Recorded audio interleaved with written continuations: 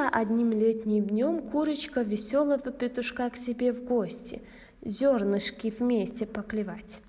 Идет петушок по лесной тропинке, песенку веселую напевает.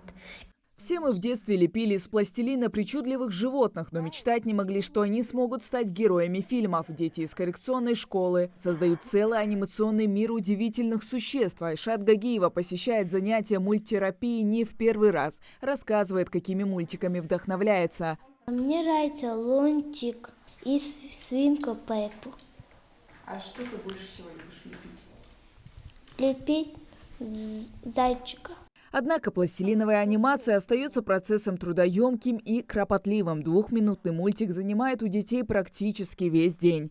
Когда придумана идея мультфильма, готов сценарий и персонажи, начинается самое интересное. Пластилиновые герои занимают места на съемочной площадке. По кадрам каждое положение фиксирует фотоаппарат. После съемки идет озвучка и монтаж. Этим занимается преподаватель. Техника работы немного усложняет, ведь нужно удерживать внимание маленьких мультипликаторов. Принцип работы становится понятен не всегда сразу, но потом дети все же втягиваются. Как таковых сложностей не бывает, просто в зависимости от развития ребенка приходится им постоянно помогать, мотивировать их и показывать, что делать, как чтобы это было более правильнее и более красочнее.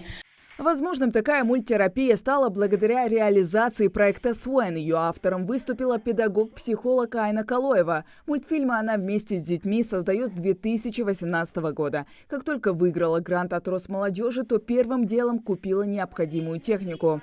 Проект «Свен» направлен на развитие уровня коммуникативности и улучшение мелкой моторики рук детей с ограниченными возможностями здоровья. Процесс коллективного создания анимационных фильмов в рамках деятельности проекта состоит из следующего комплекса мероприятий.